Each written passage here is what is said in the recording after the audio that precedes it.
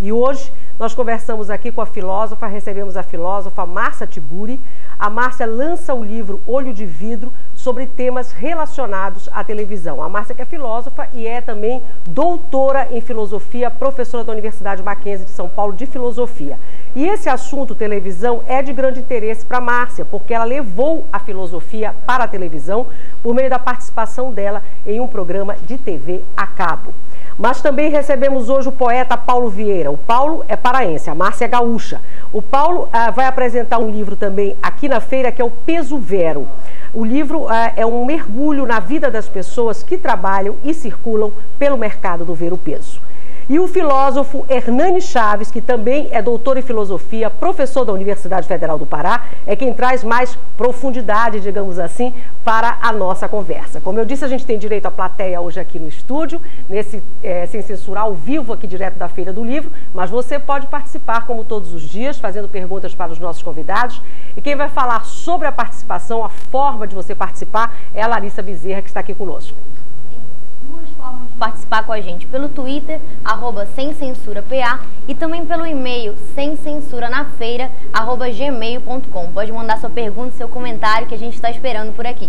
Muito bom, Laricinha. E a gente começa então com a Márcia Tiburi, que está aqui, está dando a honra da presença dela aqui no programa, que eu agradeço muito, Márcia, por você estar aqui com a gente, viu? Eu que agradeço, estou muito feliz. É a primeira vez que você vem a Belém, inclusive, né? Chegou ontem. Cheguei ontem, estou aqui curtindo um super calor, achando muito bom. Porque você mora em São Paulo, né? Eu moro em São Paulo, mas sou gaúcha, né? Eu morro de horror com o frio e adorei chegar aqui e pegar esse calorão todo.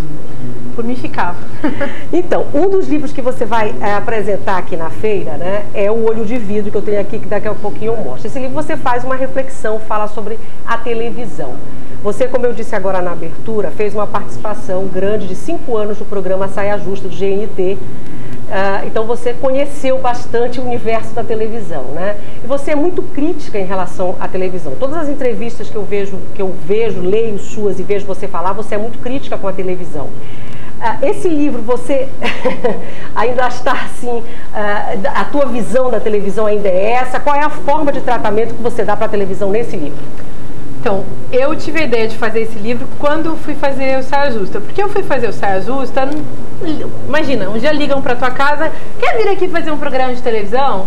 Aí eu fui, que achei divertido, achei bacana, e eu não assistia televisão desde antes, nunca tinha visto Saia Justa, nem sabia o que era. Não vi televisão durante o período que fiz Saia Justa, que foram 5 anos. Não vejo televisão hoje em dia. E comecei a achar que, enfim, convivendo e vendo como funcionava a estrutura do aparelho televisivo e do sistema televisivo, eu achei que, já que eu sou filósofa e vivo de pensar, e esse é o meu modo de interpretar a vida, de me relacionar com a vida, que eu devia escrever um livro sobre isso. E devia fazer, na verdade, um projeto de pesquisa. Eu sou professora, né? Então esse livro é fruto de um projeto de pesquisa em que eu esgotei aquela literatura sobre televisão e ao mesmo tempo é fruto da minha experiência pensando a televisão. E uma das coisas que mais me pegava, assim, quando eu estava elaborando esse livro, é que eu não via televisão. E eu me perguntava, mas como eu que não vejo televisão, vou escrever um livro sobre televisão? E aí me dei conta que eu assistia muito televisão, porque eu vejo televisão no avião, no aeroporto, na rodoviária, no ônibus, na sala de espera, na lanchonete, no restaurante. Descobri um amigo que viu televisão até na UTI.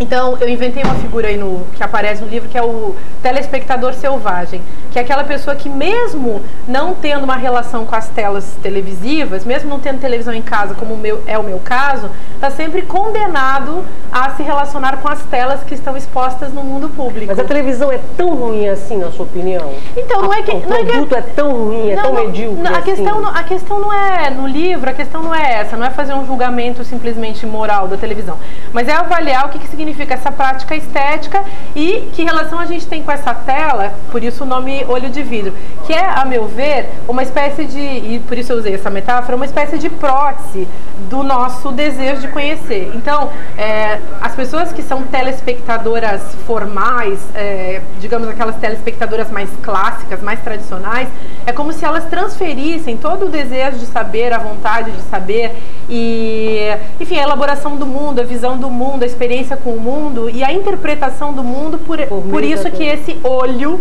de vidro oferece para a pessoa. Então tem uma parte do livro que chama olho, outra parte que chama tela, e elas estão conectadas, interconectadas, tentando explicar assim qual é a experiência que as pessoas têm com essa coisa que diz para elas como que o mundo deve ser visto. E eu acho que isso está muito... isso é uma das características da cultura brasileira. Nós temos uma intimidade com o universo televisual, como se ele fosse um substituto da experiência vivida fora dele. Então parece que tá na televisão, tá na vida. Tá na televisão é verdadeiro. Não está na televisão, não é verdadeiro. E eu adorei ter escrito esse livro sem ter visto televisão do jeito como as pessoas veem. Eu acho até que se eu visse televisão não teria chegado a essa percepção do telespectador selvagem. Mas assim, não é pra dizer que a televisão é uma merda, desculpem falar assim na televisão, mas é pra dizer que nós temos que tomar o poder da televisão e fazer a nossa televisão. Então é um livro para mostrar que assim como os proletários devem tomar para si os meios de produção, enfim, na cultura de todas as coisas que existem, inclusive das fábricas, é para dizer também que as pessoas devem tomar para si a produção da comunicação no Brasil e não deixarem simplesmente que, digamos, cabeças específicas ou empresários específicos determinem o que será comunicado, o que será visualizado e, enfim, a verdade televisual no Brasil. Professor Hernani, já tem alguma pergunta? Talvez um comentário, em primeiro lugar, eu estou muito feliz aqui por dois motivos. Primeiro que eu não sou entrevistado, eu sempre venho aqui para ser entrevistado, que é a situação mais saia justa. Então eu estou agora para fazer menos um debatedor, mais um comentário. Está aqui com a Márcia, que como ela falou um pouco antes, nos conhecemos há 25 luas, há muito tempo, e com o Paulo Vieira também, que é um grande amigo, querido. Então, quer dizer, na verdade ouvindo Márcia falar, conhecendo um pouco aquilo que a trajetória acadêmica da Márcia, não é? E tudo que ela diz para mim só faz sentido porque a Márcia é uma grande especialista em Adorno. Ela escreveu um mestrado e um doutorado sobre Adorno que são publicados também, né? E quer dizer, então não ter televisão em casa, né, não assistir televisão, para mim é levar ao ponto mais radical a crítica de Adorno à indústria cultural, né? Esse conceito que parece que envelheceu no mundo de hoje, que tem muitas críticas, algumas são muito pertinentes, entende? Então, para mim, a atitude da Márcia, ela é muito semelhante à atitude que eu conheço em algumas pessoas, que são médicos psiquiatras e que se tornaram psicanalistas e que abdicaram do poder médico, que deixaram de ser médicos, e que quando seu paciente precisa de remédio, eles mandam para um outro. Não vá, não. Então, quer dizer, eu acho que é uma atitude muito interessante, não é a minha, que eu sou noveleiro, vejo televisão, etc, né? Mas eu acho que isso é um primeiro comentário. A gente tem uma pergunta, obrigada Hernani, desculpa eu te interromper assim, a gente tem uma pergunta da plateia já, e que eu já agradeço de novo a presença de todo mundo que está aqui, viu? E já tem uma pergunta, né? Isso para a Márcia. É isso, Renata, tem uma pergunta para a Márcia, a pergunta é do Alex Barata da Silva, pode fazer sua pergunta, Alex. Boa tarde, Renata, a todos e a Márcia.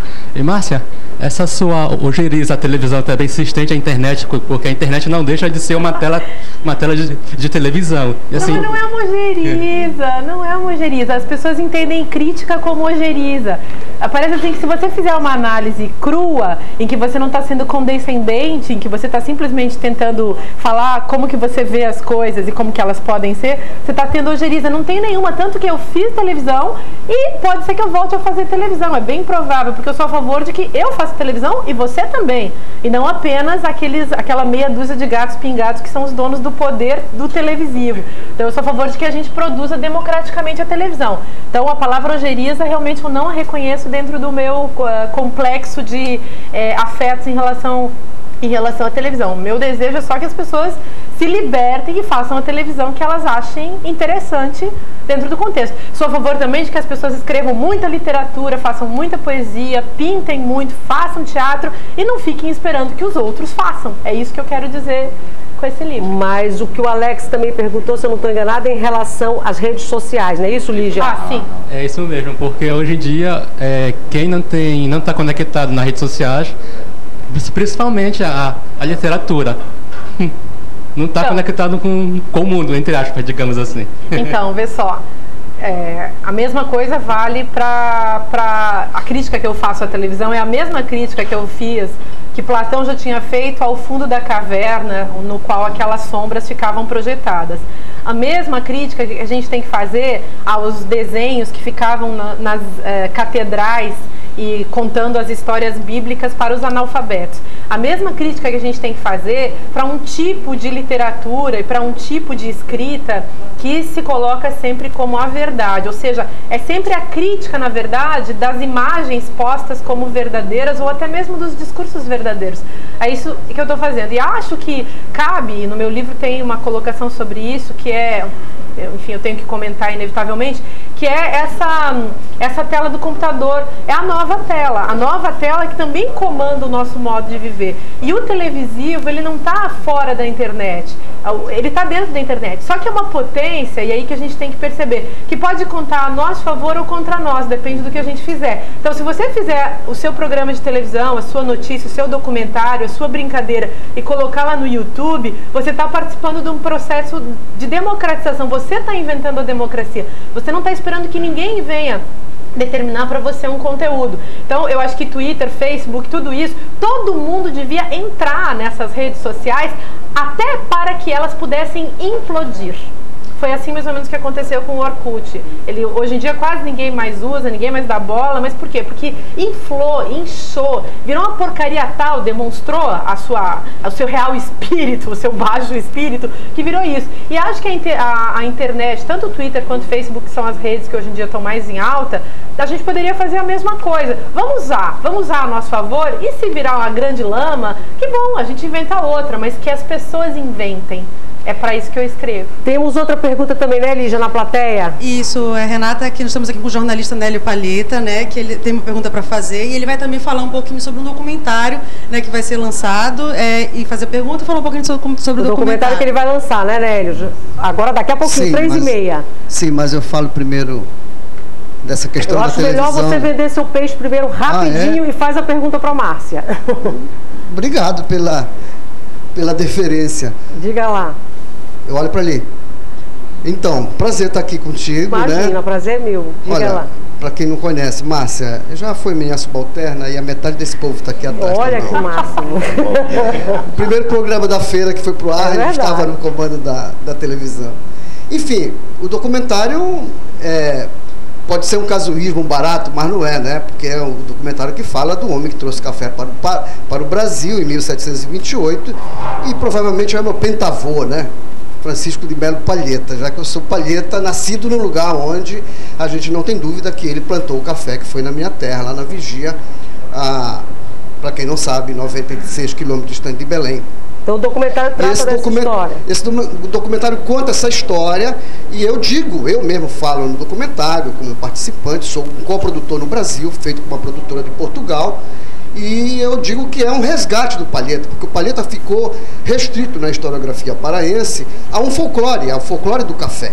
E, na verdade, contrabandeou o café de Caiena para o Brasil, a troco de um provável romance dele com a mulher do governador de Caiena, etc., que não há um só documento sobre isso.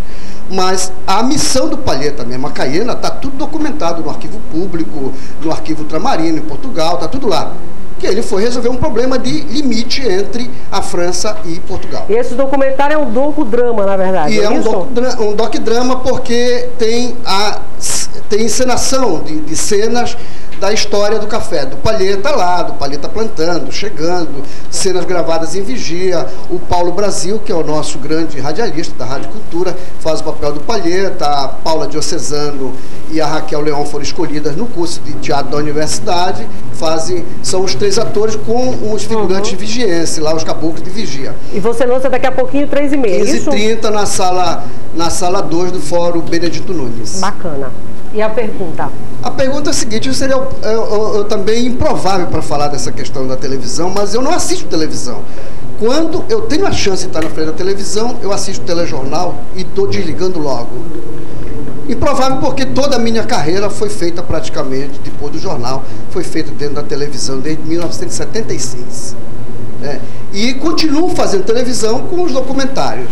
Esse é o segundo documentário que eu particularmente dirijo, participo do roteiro, etc. O primeiro foi sobre as bandas de música, que foi premiado pelo DOC TV, pela Funtel, pela TV Cultura de São Paulo, etc., do Ministério da Cultura.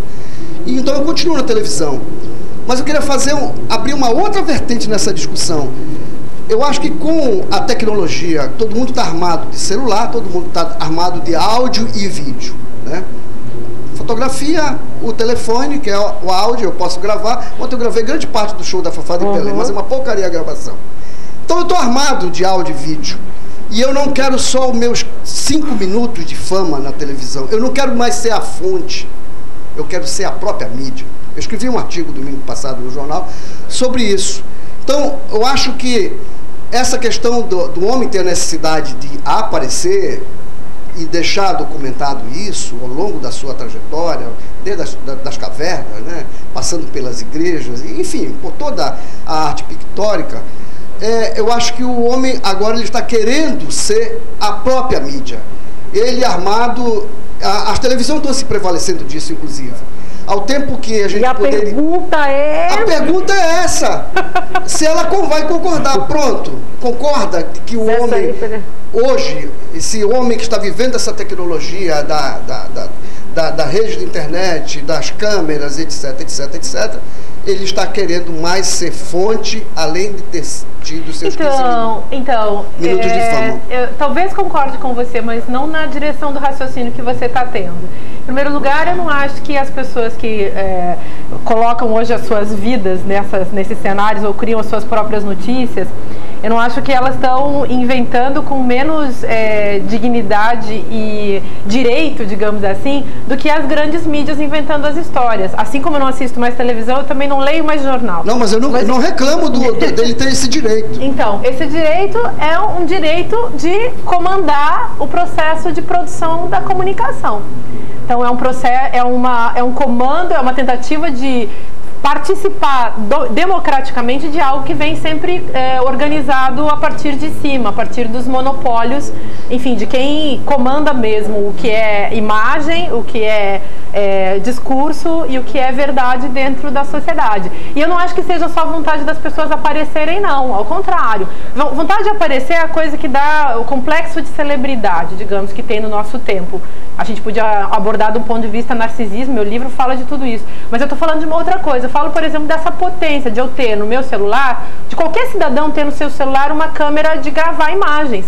E poder, a partir daí, criar a sua própria linguagem, o seu próprio filme, o seu próprio documentário. Claro que é uma tecnologia muito primitiva, mas acho que a potência que essa tecnologia carrega é da própria liberdade de expressão das pessoas em relação àquilo que é possível de ser visto. Então, está em jogo para mim discutir de quem é o direito de comandar o televisual. E aí eu gosto muito da internet. Acho que a internet faz um favor imenso, possibilitando que as pessoas... Só para encerrar, agora você acha que essa é uma tendência natural desta fase da sociedade humana, de se prevalecer de todos os canais da mídia, aparecer ou não aparecer, ou só apenas uma fonte, mesmo em off? Você acha que isso vai se aprofundar? O Hernani quer fazer um comentário, já pode fazer. Não, ele está de microfone, está de lapela, está de lapela. Quer emendar já com essa pergunta do Nélio? O seguinte, com tantas críticas à televisão, eu vou fazer um contradiscurso um pouquinho, fazer uma coisa assim, tanto para a Márcia quanto para o Nélio. Até para a gente encerrar esse assunto de televisão e passar para a literatura, né? Porque a gente está na feira do livro. É verdade. A primeira coisa é o seguinte, Márcia, eu acho muito legal, enfim, tem assim, a decisão radical de não ver televisão. porque eu acho que eu tenho uma decisão radical de não ver televisão. E essa decisão radical de não ver televisão, ela também tem outra nuance, que Nélio colocou. Eu vejo telejornal. Eu acho que é o mais viciado da televisão. É o que eu não vejo. É o que eu procuro não ver. Porque, embora de vez em quando tenha que olhar. Mas eu acho assim, eu acho que depende muito de como você vê. Porque eu acho que a televisão é tão interessante para a gente sacar quem somos nós, como é a cultura brasileira e como é que ela funciona. Entende? Mas eu acho que é menos, assim,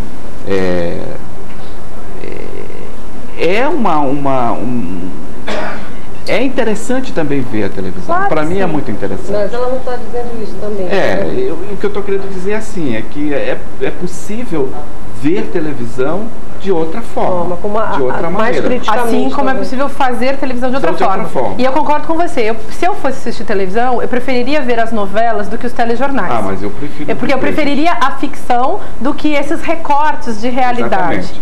E outra coisa que acho muito sério na história da televisão. Eu não deixei de ver televisão porque eu estou contra a televisão. Não vou fazer aquela brincadeira que eu sempre faço. Aliás, vou.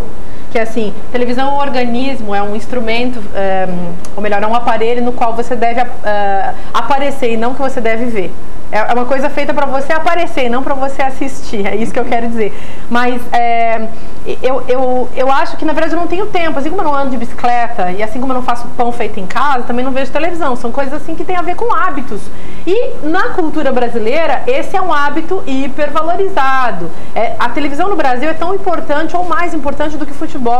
Aliás, a gente conhece muito mais o futebol por meio da televisão do que o resto. Então, a televisão, ela recorta a realidade. É essa crítica que eu estou fazendo. É só isso. Ela recorta a realidade, aí ela inventa uma realidade, e aí vem o problema do telespectador. Que figura é essa? Que corpo, que espírito, que mente, que linguagem é essa encarnada numa pessoa que consegue se relacionar com esse instrumento ou com esse aparelho, acreditando que esse aparelho é o revelador de uma verdade. Essa é uma questão. Onde é que foi parar a nossa subjetividade, a nossa liberdade? E é claro que tem muito programa de televisão muito legal, gente, óbvio que sim. Assim como existem muitos livros muito bons, como existem muitos filmes muito bons, mas a gente não vai poder ver tudo. E a resposta para o Nélio da última parte que ele falou, da mídia, não foi isso? Você fez uma complementação sobre as redes sociais? Eu esqueci. Se isso vai ser uma tendência irreversível. Se vai ser irreversível. Olha, eu acho... eu não sei. Você está sem microfone. Eu acho muito complicado a gente fazer vaticínios sobre o futuro. Agora, me parece muito claro que no tempo presente, e pode ser que continue, as pessoas são cada vez mais tomadas pelo conhecimento de si, pela descoberta de si. Isso é um fato. Nós estamos cada vez mais voltados para nós mesmos. Também, nessa descoberta de si, estamos cada vez mais auto-enganados. E a questão que está em jogo para mim hoje é que uso nós faremos dos meios de comunicação. Do livro, do filme, da televisão, do documentário e assim por diante. Da dança, do teatro, ou seja, o que eu vou fazer com isso na minha vida? O ruim da televisão, e aí eu vou falar ruim mesmo, é que ela monopoliza a experiência cotidiana das pessoas e elas perdem de vista que existe o teatro, o cinema, o livro, a dança, andar de bicicleta na rua, passear na beira do rio, enfim, subir numa árvore. As pessoas esquecem que tem uma vida maior para ser vivida para além da tela. Vamos ver se a gente tem já o pessoal do Twitter aí mandando recados, né, Larissa? Ainda dentro desse assunto de televisão, na verdade por e-mail, tem aqui a Carla Pereira. Ela quer saber como é que foi, Márcia, olhar o olho de vidro por dentro. Eu não olhei o olho de vidro por dentro. Na verdade, a minha participação, embora tenha sido durante 5 anos, eu fiz um programa muito bacana, em que a gente podia, assim, eu participava da produção, do debate, da construção do programa. Não era um programa em que tinha um roteirista que falava o que eu tinha que escrevia o que eu tinha que falar, como a maior parte dos programas de televisão. Então, eu acho que eu ainda participei de uma experiência muito bacana com a televisão. O Saia Justa é um programa com um potencial muito bacana. Então, acho que essa televisão, assim, que é o pior da televisão, que é, por exemplo... Ai, gente, não posso falar, né? Porque depois pode dar problema pra vocês. Mas esses programas de reality show, pra mim isso é o suprassumo da infelicidade, da vulgaridade, da maldade, que não vai dar problema nenhum, da maldade, do sarcasmo que a televisão tem contra o telespectador. E eu nunca participei desse tipo de coisa, nem quero participar, Deus me livre, proteja, enfim. Prefiro ir pra igreja. E você disse uma certa vez você falou numa entrevista que você se acha muito corajosa de ter ido para a televisão e falar de filosofia sobre a televisão. Foi isso? Você acha que você foi corajosa e que a televisão, de certa forma, também foi corajosa em te convidar e fazer, vamos dizer, entre aspas, uma aproximação da academia com a televisão? Não foi que... Primeiro assim, eu não acho que eu fui para a televisão para falar de filosofia. Isso não era possível, porque eu não tinha um programa específico em que eu pudesse fazer exposições sobre teorias filosóficas, sobre a história do pensamento, sobre as discussões contemporâneas de filosofia. Então, o Saia Justa não era um programa de filosofia.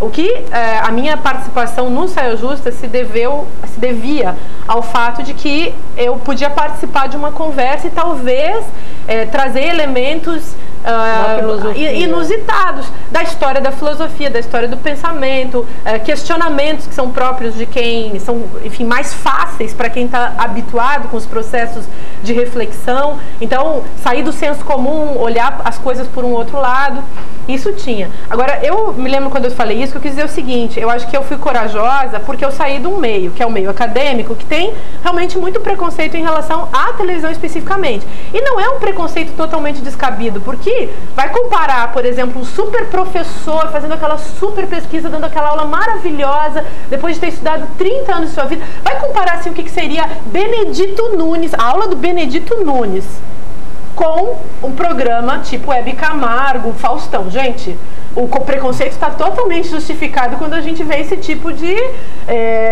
desproporção. Mas eu quis dizer, o meio acadêmico tem um preconceito. Ao mesmo tempo, e o contrário também existe um preconceito do outro lado. E acho que filosofia é uma coisa sempre que assusta todo mundo. Então eu achei muito bacana. Quem me chamou para fazer o programa foi a Mônica Waldvogel e a Letícia Murrana, que era do GNT naquela época. E elas me chamaram porque elas gostavam da conversa, achavam diferente, também porque era muito difícil eu achar, verdade, elas me falaram isso, era difícil eu achar pessoas que não tivessem medo de falar e que ao mesmo tempo tivessem lá um certo grau de estudo, de investigação, uma seriedade com isso, e que ao mesmo tempo não tivessem medo de expor opiniões, sei lá, era uma coisa meio assim. Então foi um encontro que, a meu ver, foi legal entre eu e a televisão, e é óbvio que eu incomodei a televisão, talvez, é óbvio que a televisão também me incomodou, porque eu na televisão já era uma saia justa, a gente já não dava muito certo, sabe? Já não dava muito certo, primeiro que eu não gostava de me maquiar daquele jeito, não gostava de botar aquelas roupas, até que eu me autoconvenci dizendo: Márcia, se você fosse trabalhar na companhia aérea e tivesse que vestir um uniforme, ou se você fosse ser caixa do supermercado, você também ia ter que vestir um uniforme. Então, deixa de ser fresca, veste um uniforme. Mas eu nunca me senti bem, porque quando a gente é professor da universidade, a gente vai com a nossa roupinha de pobre, né? Bem feliz, assim, bem tranquilo, e nosso vestidinho, tá tudo bem, ninguém fica reclamando. Na televisão tem mais perguntas da plateia, né, Lígia? É isso, Renata. Estavam falando de academia, a gente tem uma pergunta aqui da professora Carla Catedes, que é uma das coordenadoras do curso da Faculdade de Ipiranga de Jornalismo. Ela tem uma pergunta para fazer. Ah, que bom. Obrigada, viu, professora? Boa tarde, tudo bom? Bem, a Empresa Brasil de Comunicação... Você pode levantar, por favor? Hoje não. A Empresa Brasil de Comunicação, a EBC, ela tem dentre os seus princípios o estímulo à produção artística, científica, cultural, dando ênfase ao regionalismo e respeitando as diferenças de credo, religião e orientação sexual. Na sua opinião, isso também produz um telespectador selvagem? Ou isso aí vai conduzi-lo à participação... esses princípios vão conduzir à participação da sociedade na produção cultural local? Eu acho que a segunda alternativa é a mais coerente, né? Certamente digamos assim, um projeto de televisão bem intencionado, que envolva questões políticas, que envolva questões sociais e culturais, certamente pode levar também a um encorajamento das pessoas na produção daquilo que diz respeito ao seu próprio universo, né? Acho que isso. É por aí. Gente, vamos falar um pouquinho de literatura, professor Hernani? Vamos falar um pouquinho de literatura. Se bem que a gente está falando um pouco, porque o livro é sobre isso, mas vamos entrar na literatura mesmo, na filosofia. Pode fazer uma pergunta. É tão difícil sair da televisão, mas porque é um assunto que nos monopoliza tanto. Mas eu queria... Eu acho que pela primeira vez eu vou falar isso para a Márcia. Eu acho que é legal falar isso de Belém, em Belém, com ela aqui. Estou muito feliz dela estar aqui. Então eu acho assim, quer dizer, a minha experiência de espectador da Márcia na televisão. Eu via muito Saia Justa, porque tinha uma hora que passava a reprise. Nossa, e muitas vezes eu via a televisão e mandava as mensagens para a Márcia, né, pelo e-mail. E tinha uma sensação para mim de que era uma causa perdida. Que entende? A Márcia falava e que Luana Piovani, Maitê Proença podem... era uma diferença muito grande. Era uma diferença muito grande, de fato, né? Então, acho assim que eu sempre ficava me perguntando, né? Enfim, mas é preciso ter muita paciência, muito saco. Mas você sabe que aquelas loiras do programa Saia Justa, elas têm a função justamente de serem o senso comum presente no programa. Então, o desafio era como que uma fala mais sofisticada, uma tentativa de questionar um pouco mais profundamente, mesmo que fosse um pouco, podia se encontrar com esse senso comum. E muitas vezes um senso comum autoritário, conservador, reacionário e emburrecido. Isso era muito, muito comum. Queria falar um pouquinho, que a gente já tem um tempo, de literatura, né, professor Narcísio? Se você quiser perguntar, o Paulo também, ou então eu pergunto, mas fique à vontade, por favor. A gente, assim, Márcia, eu acho que, não vou dizer todo mundo que faz filosofia, mas a gente, não por acaso, que é o seu caso, eu lembro que a gente se conheceu num congresso de estética, né? Eu acho que a gente sempre sonha fazer literatura. Eu sonho, continuo sonhando. Não sei se vou ter tempo. Eu acho que eu tenho milhões de histórias na cabeça, né? Mas a Márcia deu esse passo também para a literatura, né? Os romances, a trilogia. Mas às vezes é muito difícil não ler também. É muito difícil desarmado para os livros, para a ficção da Márcia. Por quê? Porque eu sempre vejo as ideias filosóficas. É isso, Márcia? Aí eu fico sempre pensando também que é um meio... eu não sei se também é uma consolação para o fato do meu medo de escrever, de colocar as histórias, as pessoas lerem e dizer assim, mas isso é porque ele estudou Foucault, isso é porque ele não sei o que mais lá. Entende? Entendo. É possível desligar... Então, eu dou uma oficina literária e eu recomendo para os meus alunos que eles leiam mais filosofia do que literatura. Embora você tenha que ler a história da literatura, a coisa que faz o escritor, a meu ver, é a ideia. A descrição, a ação, elas não, e o personagem, eles não são nada sem uma reflexão. E é claro também que os filósofos muitas vezes escrevem muito mal e eles deveriam ler mais literatura, quer dizer, o contrário também vale, né? Mas eu escrevi essa trilogia, eu acho que você tem toda a razão, ela está muito marcada por uma história toda com a filosofia, e eles são livros, a Magnólia, a Mulher de Costas e o Manto, são 3 livros entrelaçados, cada um com uma história, mas entrelaçados por diversos aspectos, e que eles são muito carregados mesmo de ideia. Não que eu soubesse o que eu estava fazendo, porque eu acho que eu sou muito esquizofrênica. Escrevo filosofia com desejo de comunicação com o público e com as pessoas que vão ler, e escrevo literatura esquecendo, assim, completamente de um leitor que está do lado de lá. O Manto marca um pouco mais isso. Mas esse ano eu terminei um livro que eu comecei há 13 anos atrás, e que eu vou lançar no ano que vem, pela editora Record, cujo nome eu ainda não revelei. E que é um livro... Se quiser revelar aqui. Que é um livro... Revelo ou não revelo? Poxa, você podia Eu não contei pra ninguém, eu vou contar pra vocês. Então, eu não contei pra ninguém, em público não contei ainda. Então conte aqui pra nós. O livro se chama Era Meu Esse Rosto, e é uma história que... É só uma história, claro que uma história, a literatura sempre é uma história, mas importa o modo como a história é contada, ou seja, a perspectiva daquele que escreveu. E eu acho que demorei todos esses anos, no meio disso eu fiz vários outros livros, porque eu precisava contar uma história que eu conheço muito profundamente, que é a minha própria. Eu fui contando a história, na verdade, um dado bem importante da história da minha família. E o que faz alguém que escreve romances, na verdade? Pega algum dado da realidade e cria a sua própria versão. E eu acho que a literatura serve para isso, sabe? Para consolar, para se vingar, serve para você se acostumar, serve para você se purificar. Enfim, tudo isso que você já leu da estética de Aristóteles, até a estética do Adorno, tudo isso que você leu está valendo quando a gente escreve literatura.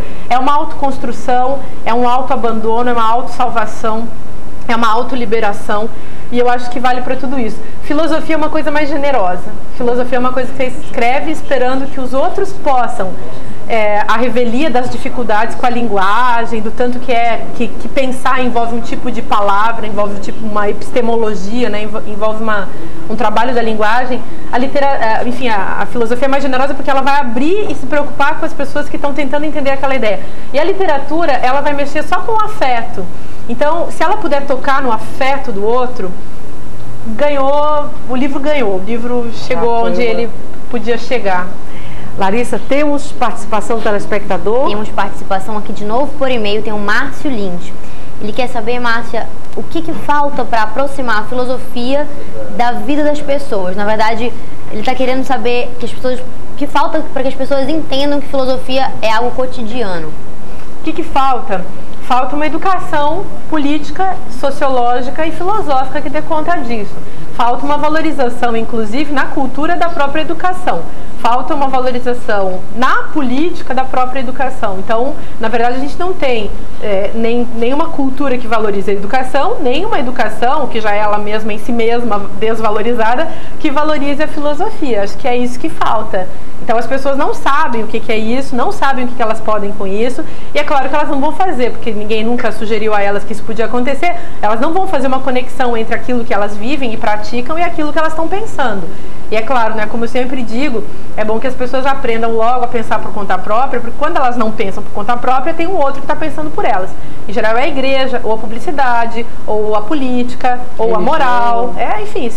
Enfim, tem uma instituição que está dando as regras para os jogos que envolvem as suas ações e os seus pensamentos. Eu acho que isso é uma coisa clara, mas não vai mudar o quadro social se não mudar, enfim, se não tiver um outro projeto de educação do Brasil. E tem uns 2 anos que o ensino de filosofia chegou no ensino médio, tem uma lei agora, sociologia e filosofia, isso é muito importante.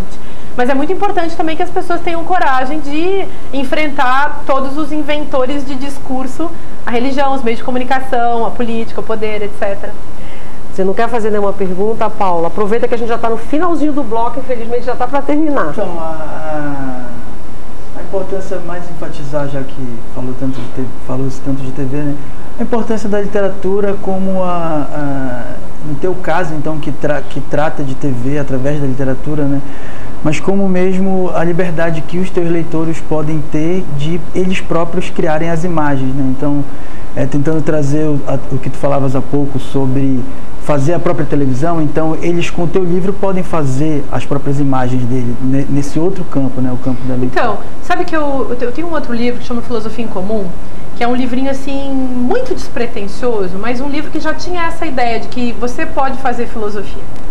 Então, você pode produzir pensamento e você, à medida que presta atenção no seu próprio processo de linguagem, já está produzindo pensamento. E filosofia seria, na verdade, essa grande atenção que a gente tem com a própria linguagem.